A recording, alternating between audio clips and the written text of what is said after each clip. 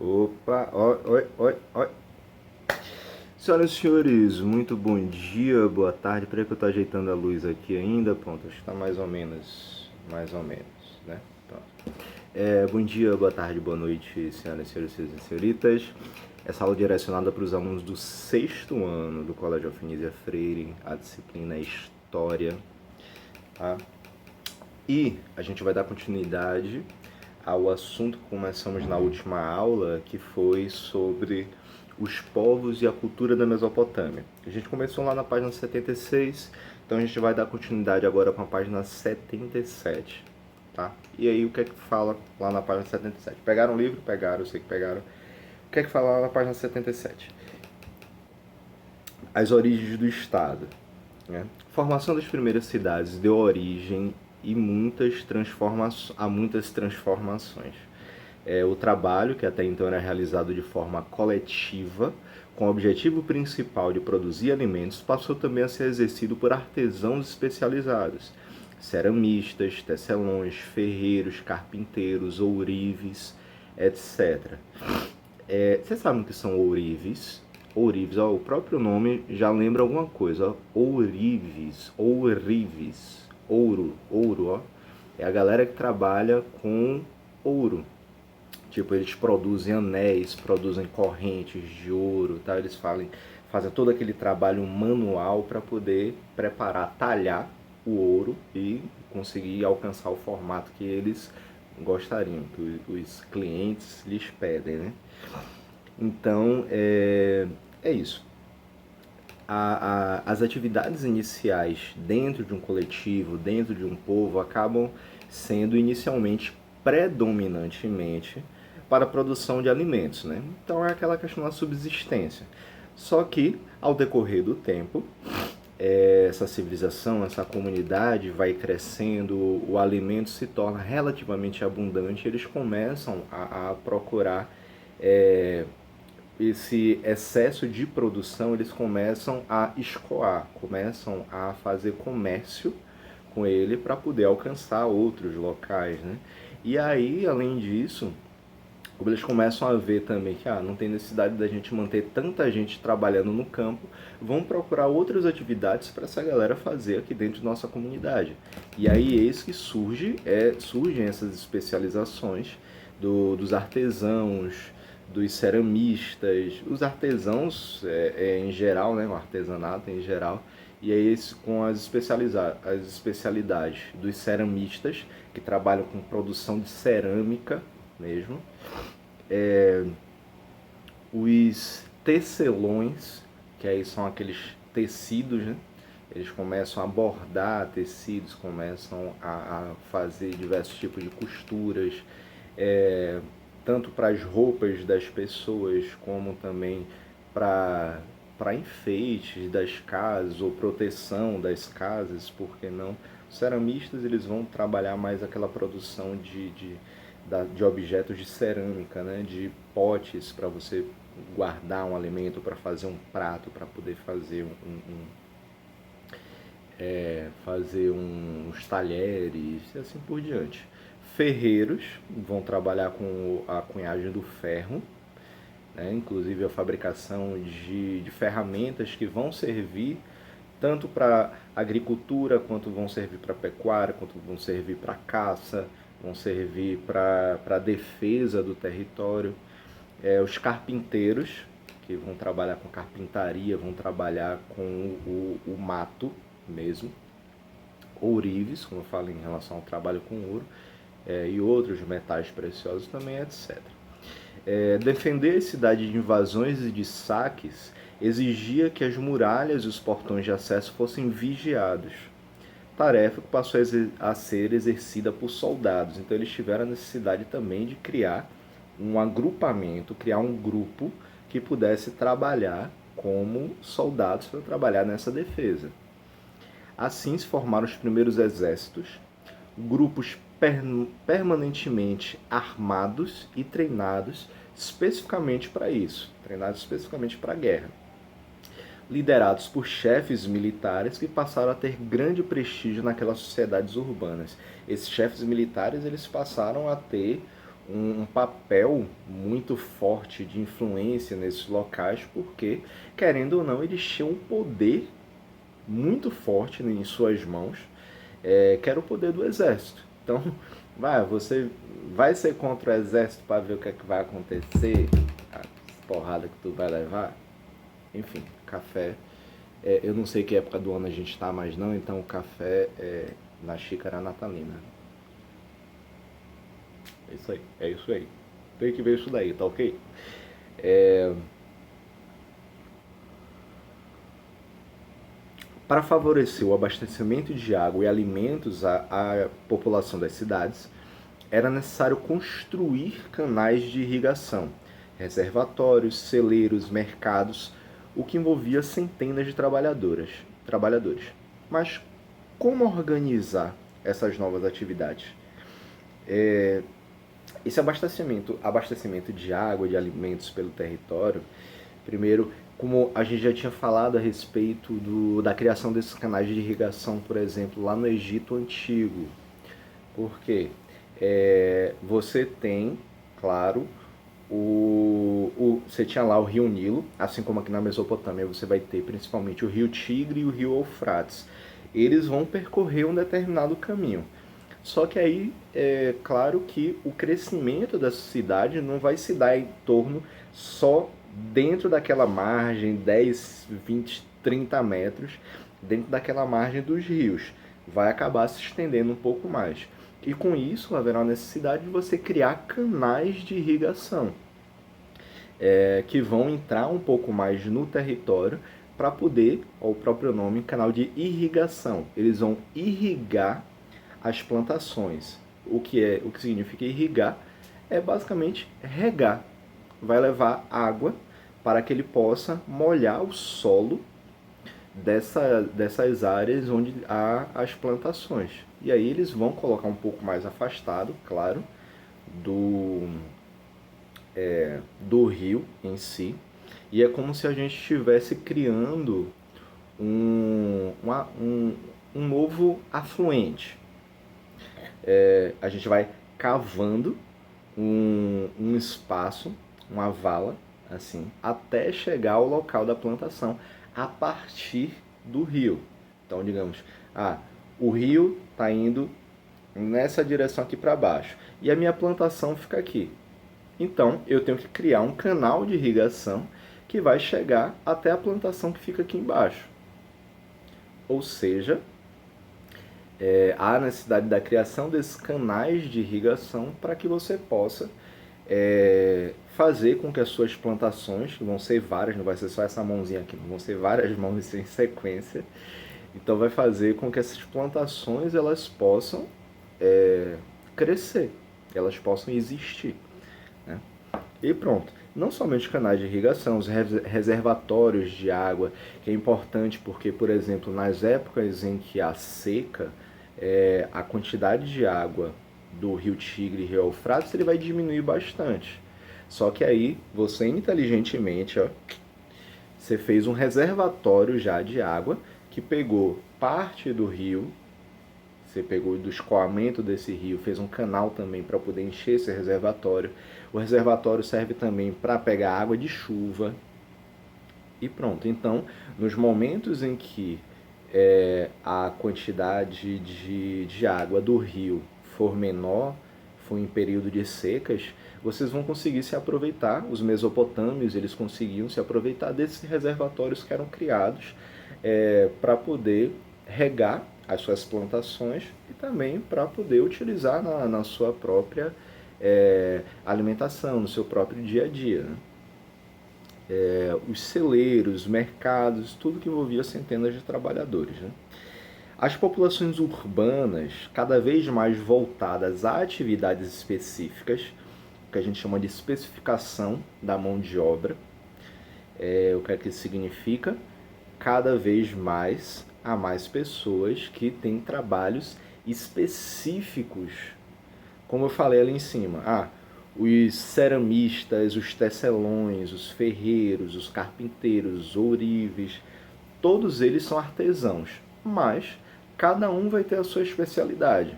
É como, por exemplo, a gente tem na escola, digamos assim. Você tem lá uma equipe de professores, todos são professores, todos têm a sua licenciatura, né? Estudaram para serem professores. Mas, além de professores, cada um vai ter a sua especialização.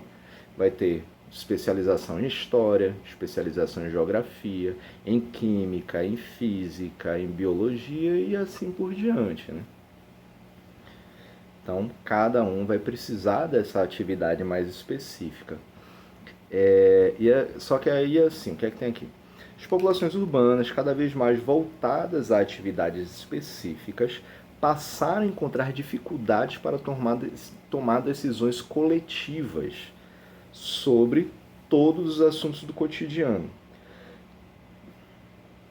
Aos poucos, o governo das cidades passou a ter funcionários públicos chefiados pelo rei que se ocupavam de administrar as cidades.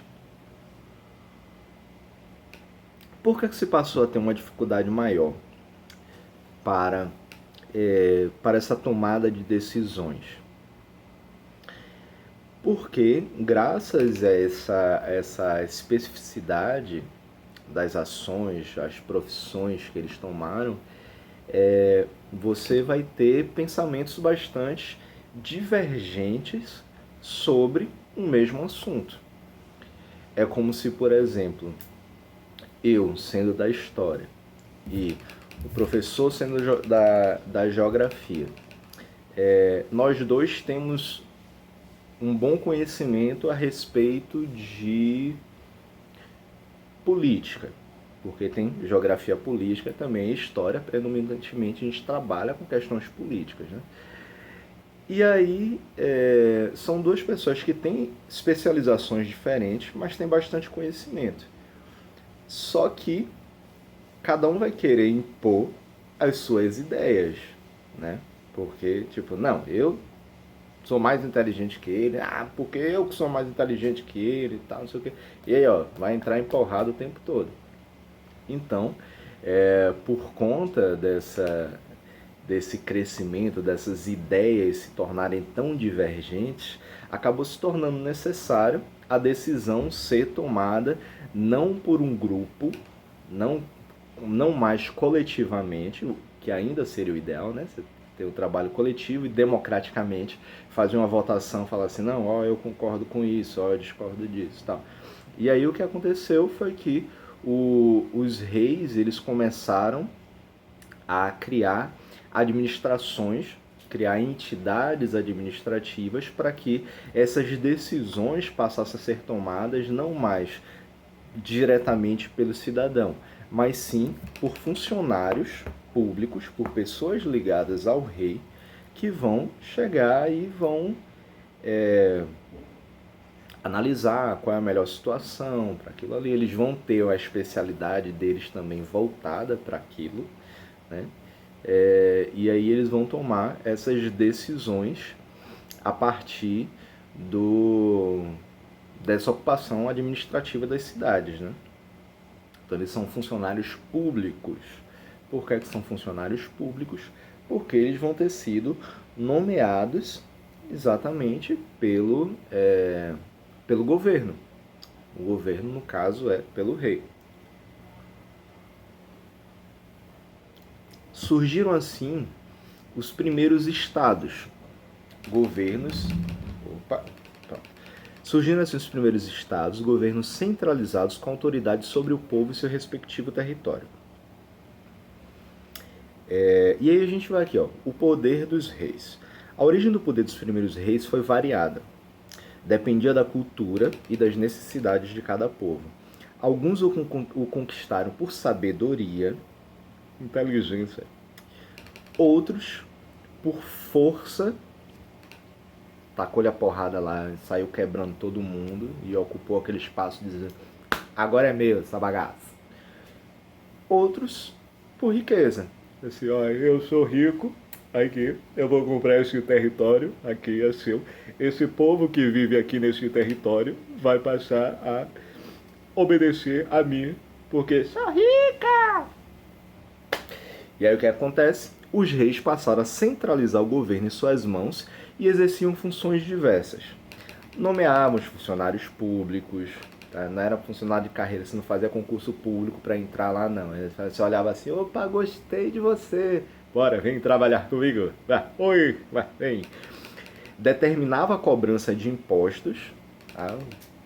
O rico cada vez fica mais rico e o pobre cada vez fica mais pobre. Então a cobrança de impostos geralmente era muito mais voltada para aquelas populações que eram mais pobres, assim como acontece até hoje, né? O mais pobre acaba pagando mais imposto do que o rico, porque geralmente quem é que vai ajudar ao rei a se manter lá no poder? É quem tem dinheiro. Então, eles têm que ser beneficiados de alguma forma. É por isso que a gente vê até hoje, ó. Isso daqui foi o quê? Lá no 3500 a.C., 3000 a.C., tal, 2000 a.C., 4.000, 5.000 anos atrás já acontecia isso.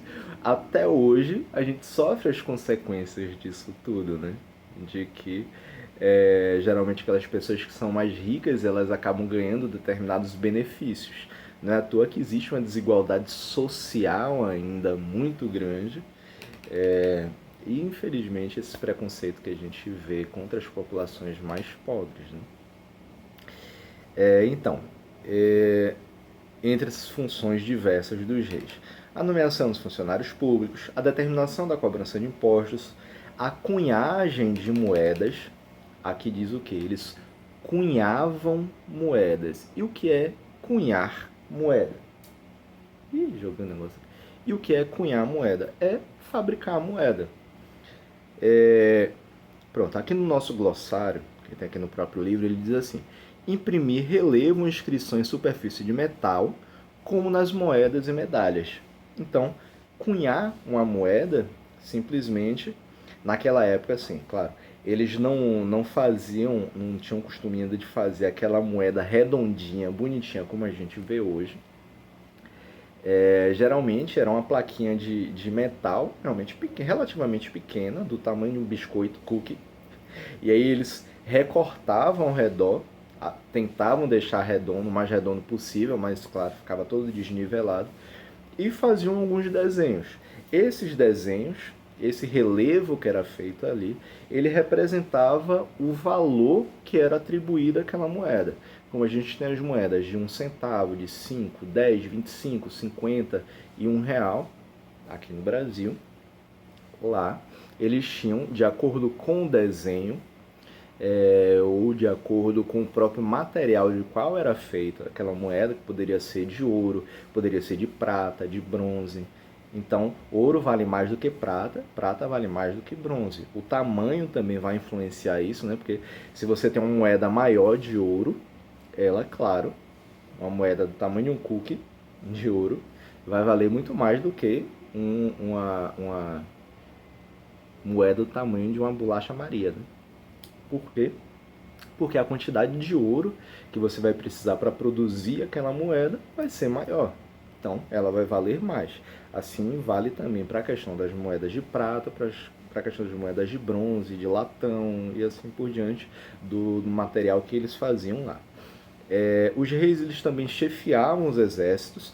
Na verdade, o chefiar exército assim, é porque eles têm a função mais importante dentro de uma comunidade, dentro de um reinado, né? Mas eles tinham essa função de chefiar o exército, mas eles atribuíam uma segunda chefia, eles atribuíam a chefia também ao chefe do exército, atribuíam a chefia ao chefe do exército.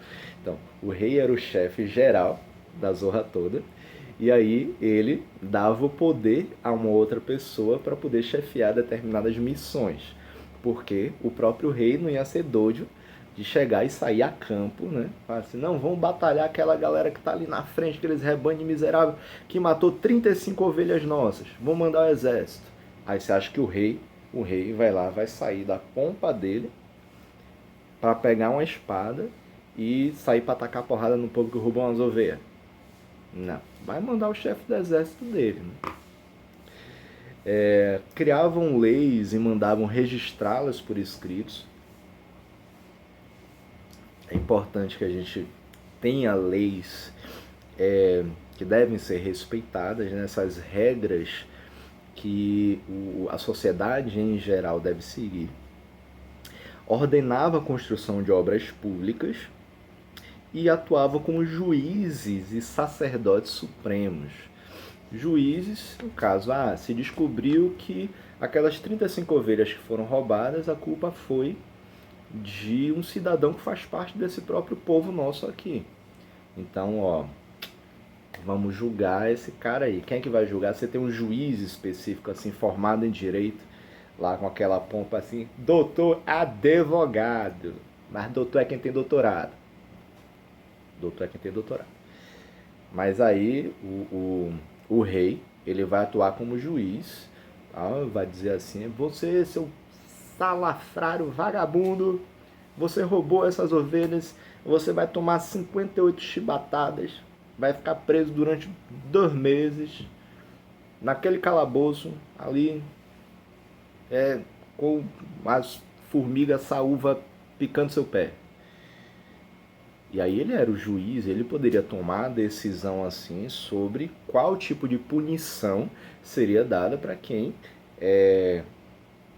importante, as leis, né? Para quem descumprisse as leis que ele chegava e escrevia lá. E ele servia também como sacerdote supremo. Sacerdote é ligado à religião, né? Então ele é o Deus supremo daquela região, né? Daquela área.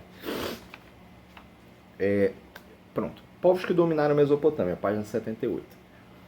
Ao longo de quase 3.000 anos, entre 3.500 a.C. a 539 a.C., ainda tudo isso antes do surgimento de Cristo. Então, 539 a.C. vai ser exatamente mais ou menos há 2.559 anos atrás. Sabendo que a gente está no ano de 2020, apesar de que esse ano não está contando muito não por causa da pandemia, né? A gente está no ano de 2020, que é depois de Cristo. Então aqui é ainda antes de Cristo, antes de ser implementado esse calendário, que é o calendário romano que a gente utiliza. Vários povos migraram para o território da Mesopotâmia, motivados pela presença de terras férteis, que foi facilitado pela navegação nos rios e no Golfo Pérsico. Onde é o Golfo Pérsico é ali entre a Arábia e a Ásia, né? Aí a gente pode ver no mapa, no mapinha que tem aí na página 78 mesmo, ou se vocês quiserem voltar um pouquinho mais, lá na página 76, que o mapa está um pouquinho maior, vocês conseguem ver que a gente tem logo depois da Arábia, ao leste da Arábia, você tem aí a região do Golfo Pérsico, que é onde facilita essa chegada através da navegação para a Mesopotâmia. Além disso, você tem lá o Mar Mediterrâneo, Mar Cáspio e o Mar Vermelho, você ainda pode chegar também, mas vai precisar passar boa parte dentro do território ainda, né? Pronto. Diferentes povos sucederam-se no domínio da região. Sumérios, acádios, amoritas, hititas, cassitas, assírios, caldeus e persas. Tais domínios sucessivos fizeram da Mesopotâmia uma região com grande diversidade cultural. Observe no mapa a sobreposição de conquistas territoriais na região da Mesopotâmia entre 3.500 a 539 a.C. E a gente vê, quando a gente fala sobre grande diversidade cultural, a gente fala sobre essa mistura dos povos. A partir do momento que a gente tem diversos povos que dominam, que conquistam um certo território, a gente vai ver a mistura dessas culturas. A mistura da cultura, a questão da religiosidade também vai ter uma influência muito grande em relação a cada povo que fará parte daquele território. Muitas vezes esses povos eles vão conviver harmoniosamente, consequentemente essa adoção da cultura não vai ser de forma imposta, não vai ser uma imposição, não vai ser forçado para que você siga determinada cultura, mas sim, quando você tem povos diferentes que começam a conviver juntos, você vai ter a cultura desse povo, que já vivia naquele local, se misturando um pouco com a cultura desse outro povo que chega logo depois. É diferente, por exemplo, de como aconteceu na colonização aqui do Brasil, né? Que a gente vai ter o quê?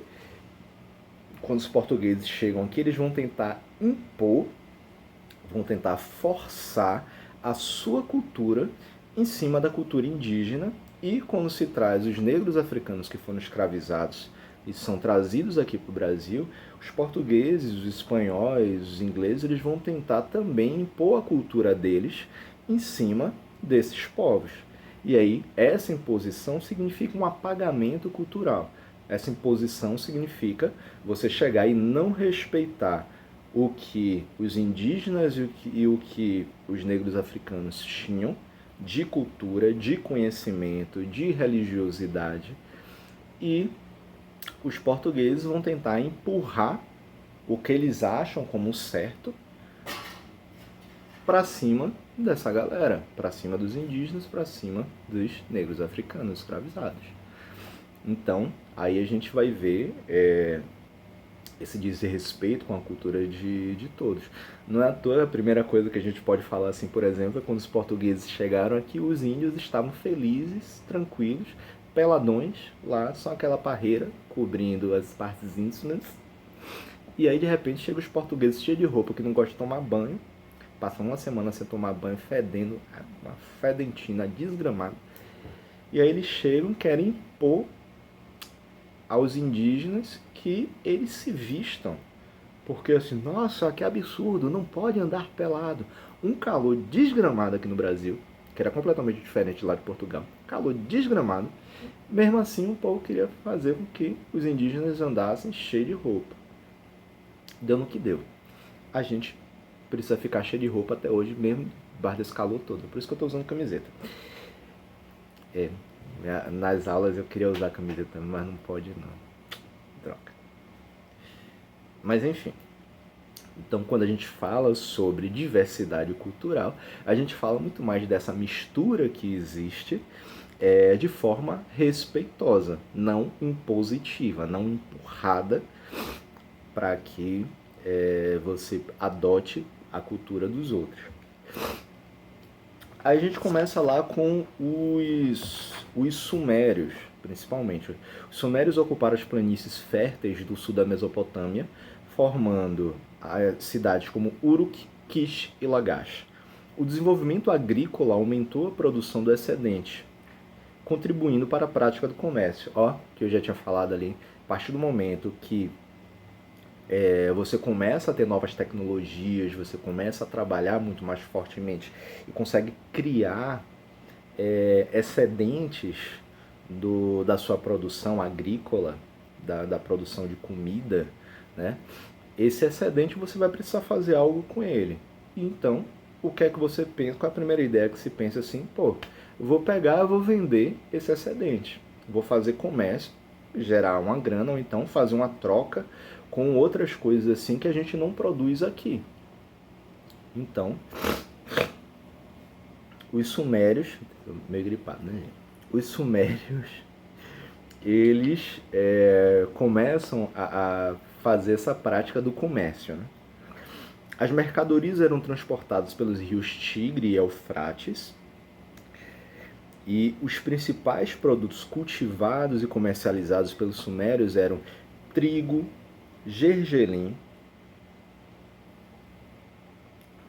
legumes, frutas e cevada. Quando a gente fala em gergelim, qual é a primeira coisa que a gente pensa assim? Big Mac, né? 2 hambúrgueres, alface, queijo monte especial, cebola, picles e um pão com gergelim. É o Big Mac? Big Mac. Não é propaganda não, viu, gente? Peraí. Foi mal em McDonald's. E cevada, né? Cerveja, tá? Não bebam não. Vocês estão muito novos, viu? Não pode. Mas enfim, claro que naquela época a produção desses insumos, a produção que eles tinham de trigo, de gergelim, legumes, frutos e cevadas, eram todos para a alimentação. Claro que eles descobriam várias receitas se utilizando desses materiais, misturavam com outras coisas, moíam o trigo, moíam a cevada, faziam misturas químicas mesmo, de frutas, com o trigo, com a cevada para poder gerar um suco, gerar um sumo, né? Mas enfim, aí eles cultivavam esses produtos, comercializavam eles. Eles também vendiam produtos artesanais, objetos de cerâmica e de metais, os ceramistas e o pessoal que trabalhava com metalurgia, eu ia falar os metaleiros, não, são os metaleiros não, viu gente? Peraí que eu me esqueci até o nome aqui, os ferreiros, gente, trabalham com ferro, ferro, metal, ferreiro, metaleiro, não, desculpa. Mas enfim, objetos de cerâmica, de metais, tecidos de linhos. Quem é que trabalhava com tecidos? Tecelões. Tijolos, os ceramistas, eles faziam isso também. Os carpinteiros também, eles começavam a fazer essa fabricação de tijolos. Joias, os ourives, e bebidas. Quem é que fabricava as bebidas? Os cachaceiros, né? Os mestres cervejeiros. Não, brincadeira. Costumavam comprar marfim da Índia, mármore e madeira do Líbano e cobre da ilha do Chipre. Geralmente comercializavam à base de trocas e só passaram a usar moedas por volta de 700 a.C. Olha que interessante.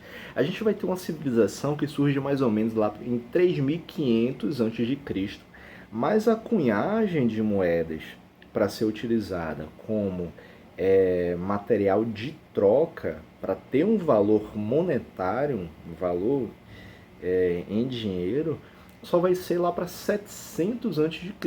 Então, quase 3.000 anos depois, 2.800 anos depois que surge a Mesopotâmia, que eles vão desenvolvendo essas tecnologias, desenvolvendo a ideia sobre dinheiro, sobre capitais, é que vai começar a cunhagem dessas moedas, elas tendo esse valor monetário, né? Enfim, a gente vai encerrar essa aula por hoje aqui e na próxima aula a gente continua com os outros povos da Mesopotâmia e a gente termina essa parte sobre a Mesopotâmia. Valeu, galera. Falou. Beijo. Tchau. Até a próxima aula.